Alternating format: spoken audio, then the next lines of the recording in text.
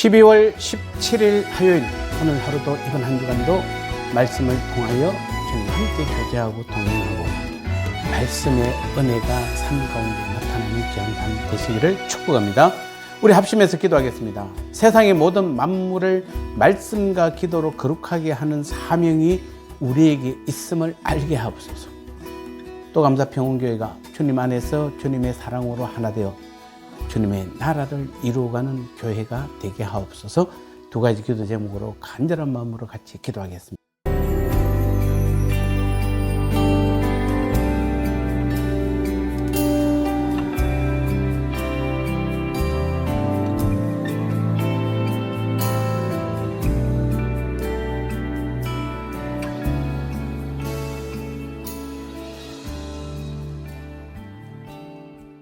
말씀 나누겠습니다. 오늘 제목은 우리에게 있는 초자연적 능력이라는 제목입니다.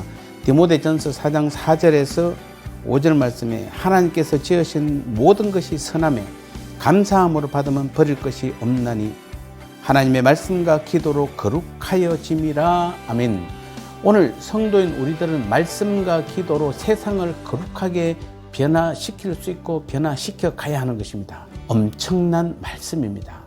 4절 5절을 보면 하나님이 지으신 모든 것은 선하여 하나도 버릴 것이 없으며 이 모든 것들은 하나님의 말씀과 기도로 거룩하여진다라고 말씀하고 있습니다. 즉 세상의 모든 것들은 말씀과 기도를 통해 하나님의 은혜가 더해진다면 만물이 모두 거룩한 것으로 될 수 있다는 놀라운 말씀입니다. 이는 마치 구약시대의 성전과 그 기물들이 하나님이 계심으로 거룩해진 것과 같습니다.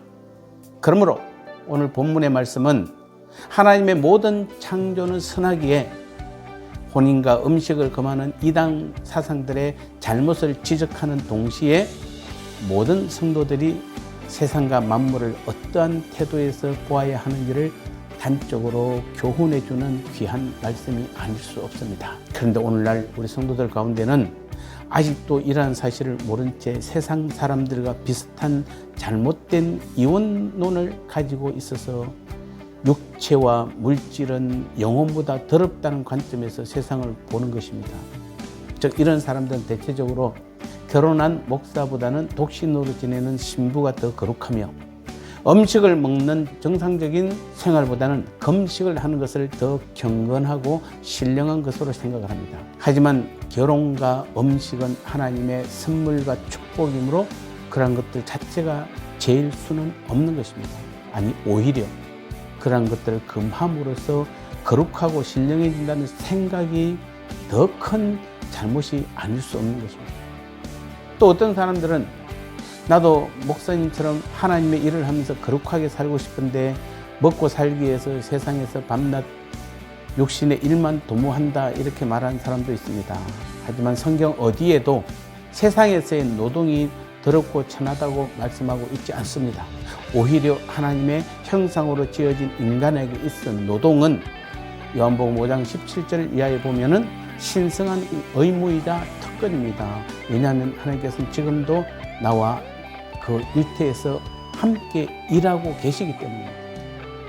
심지어 어떤 사람은 더 극단적인 입장에서 세상을 바라봅니다. 즉 교회 밖의 모든 것, 곧 권력이나 돈, 지식 등은 다 부정하고 더러운 것이라고 생각하는 것입니다. 때문에 이들은 사물을 합리적으로 처리하고자 말하면 바로 세상 지식을 앞세운다고 비난하고 세상의 통치자들은 모두 사단의 하수인이라고 말합니다. 또 상품이나 정권이 거래되는 시장은 모두 도둑의 소굴이므로 성도들은 그곳에 가까이 가서도 안 되고 그러한 행위를 해서도 안 된다고 말합니다. 하지만 진정으로 더럽고 부패한 것은 예레미야 17장 9절 말씀처럼 인간의 마음이지 그러한 것들이 아닙니다. 따라서 우리는 하나님께서 창조하신 것들과 인간의 죄로 인해 오염된 것들을 옳게 구분할 줄 알아야 하는 것입니다.